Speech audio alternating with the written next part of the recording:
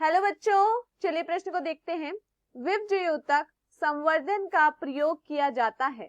हमारे पास दिए हुए विकल्प हैं। विकल्प ए रोग मुक्त पौधे को उत्पन्न करने के लिए, विकल्प बी जर्मप्लास्ट के संरक्षण में, विकल्प सी तीव्र क्लोन बहुगुणन में, विकल्प डी उपरोक्त सभी में। प्रश्न की मुख्य अवधारणा है, मुख्य अवधारणा, इस प्रश्न की मुख्य अवधारणा है विभज्योतक संवर्धन। विभज्योतक संवर्धन, इस प्रश्न की मुख्य अवधारणा है विभज्योतक संवर्धन। विभज्योतक संवर्धन वह विधि है जिसमें विभाजनशील ऊतकों का संवर्धन होता है। वह विधि जिसमें विभाजनशील ऊतकों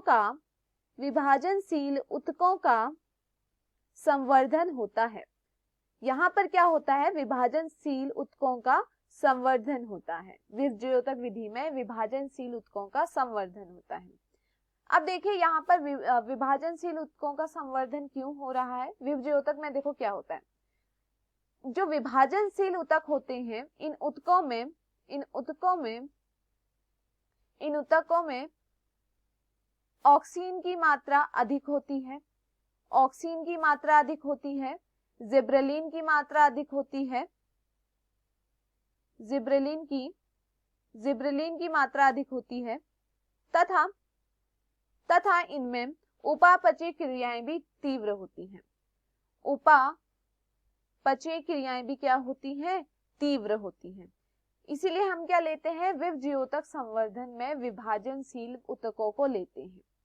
अब देखिए हम इन विभाजनशील ऊतकों को क्यों लेते हैं?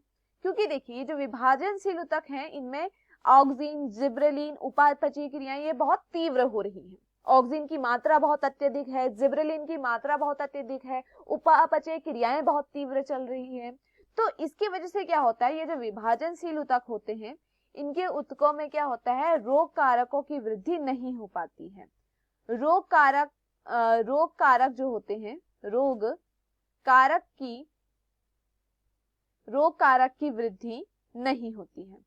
इनमें क्या होता है? रोग कारक की वृद्धि नहीं होती है।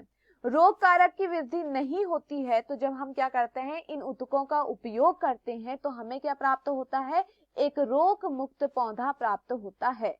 एक रोग मुक्त पौधा प्राप्त होता है। ये समझिए कि आपके पास एक पौधा है और ये पौधा क्या है? इसमें ये एक रोग से ग्रसित पौधा है। मैं इस पौधे का एक विभाजनशील ऊतक लूंगी। यह विभाजनशील ऊतक वह होगा जिसमें क्या होगा? ऑक्सीन की मात्रा अधिक होगी, जिब्रेलिन की मात्रा अधिक होगी, उपापचय क्रियाएं अधिक होगी।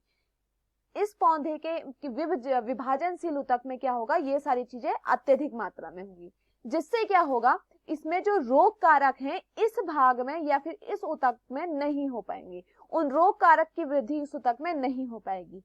तो जब मैं इसका उपयोग करूंगी तो मुझे क्या प्राप्त होगा? एक रोग मुक्त पौधा प्राप्त होगा।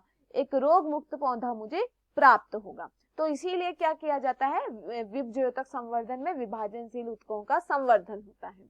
चलिए प्रश्न को देखते हैं।